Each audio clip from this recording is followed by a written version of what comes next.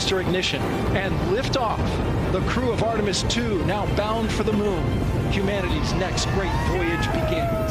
And this wall of sound comes at you, and then the building starts to rattle. It was the coolest thing I've seen ever. A new milestone in space exploration. 4 astronauts have gone further from Earth than any human has gone before. We're a bunch of little kids up here. We cannot get enough of this. I love the new phrase, guys, moon joy. I feel that. Yeah. I got teary-eyed. Yes. Splashdown confirmed. A new chapter of the exploration of our celestial neighbor is complete.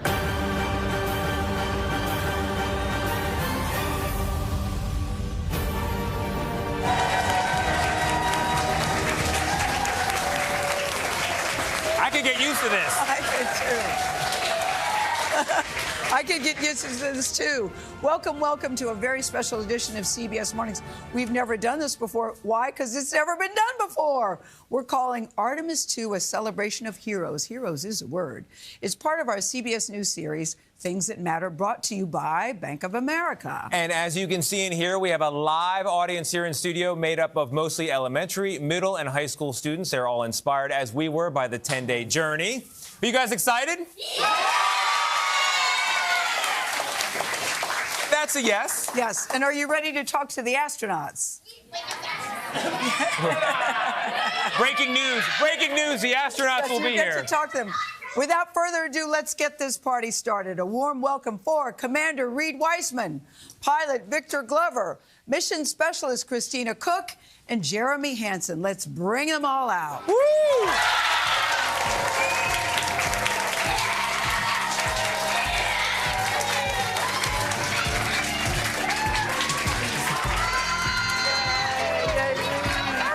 Welcome. Great to see you in person. Thank you. Great to see you in person. Welcome, Christina. Wow. It's so great to see you in person. Congratulations. So nice to see you in person. So nice to see you on Earth, guys. Yeah, it's an amazing thing. It's good to be on Earth. I know. Let's have a seat. Amazing. I know. What's it like everywhere you go? I know. I have to say, I don't think applause will ever get old for you guys. What's it like? Heartwarming, I guess. Yes. It's been amazing. We can take off the blue flight suit and go incognito. We can make it to the grocery store, and then we can do celebrations like this. When you guys came back, did it feel a little wobbly back on Earth? Did it take a nanosecond, a minute to adjust a little bit? Yeah, we've seen that video, Christina, of you kind of relearning gravity. Absolutely. Yeah, your body isn't quite used to orienting the way it usually does because it got used to orienting without gravity. So it takes us a little while to get used to walking again and get our balance, but it wasn't too bad this time. We were only away for 9 days. Yeah. Everyone in the audience here is taking in the perspective just being in the room with you guys. Yes. You were way out of the room. You were way on out there, and it gave you a new perspective. Reed, can you talk a little bit about that? Oh, I'm looking around at these pictures. I remember Christina taking that photo that's back there. We had GoPros on our solar arrays that could take pictures of our spacecraft and the moon. There's the sun behind the moon, the eclipsed moon. It's spectacular. But when we came in for entry, coming back to Earth, we were doing 6 miles every second. 6 miles a second. And it still took us 4 days to get out to the moon and 4 days to get back. So the scale is just absolutely unbelievable. I was just reading, if you took every planet in our solar system and just put them edge to edge, it still doesn't fill up the whole space from the Earth to the moon. Like, that's how far away the moon is. It's really far away. I know. I bet you don't think about the moon the same. You know, you walk outside and you look at it, you go, I've been there. I've seen it. But this is what I was fascinated about. When we're sitting, before you came in, we were all saying our hearts were in our throats as you were lifting up and as you were coming down. I want to know, Victor, start us off with this. That when it goes 3, 2, 1, blast off.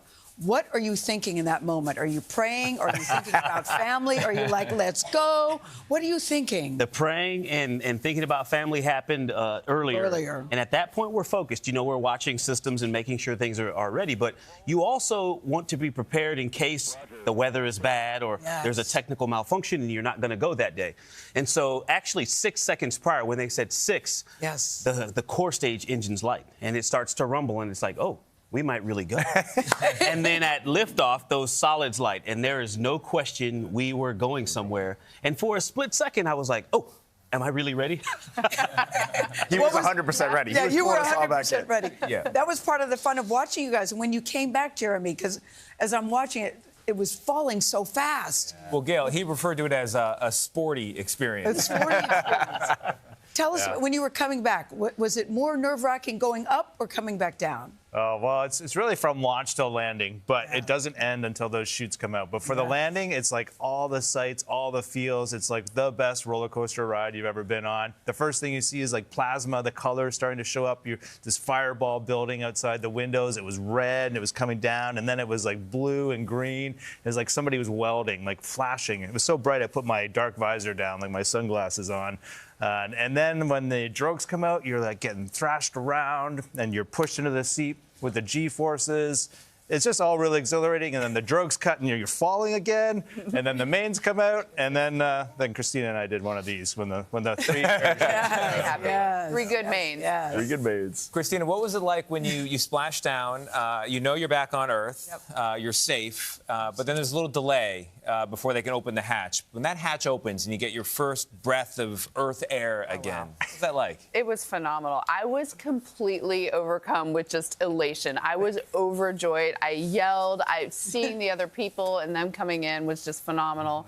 Then we got to go up on a hoist and into a helicopter, and so the ride just never stopped. The gentleman from the Navy that brought me up in the helicopter, he was very nervous. He had been, dropped into our raft, and I could tell he was just really nervous. And I looked at him. I tapped him on the back when we were connected together, threw him a smile, and then from then on, we just had a great time. I know. Wait, I have to sell her out for just a second. So when we landed, we splashed down in the Pacific Ocean. We're waiting for the rescue forces to come open the hatch. And Christina, out of her spacesuit pocket, goes, "I got some peanut M&Ms. Anybody want some?" And so we're leaning back against the side of the spacecraft. We just come back from the moon. We're just eating peanut M&Ms. We were happy. I know. I have to say, astronauts, they're just like us.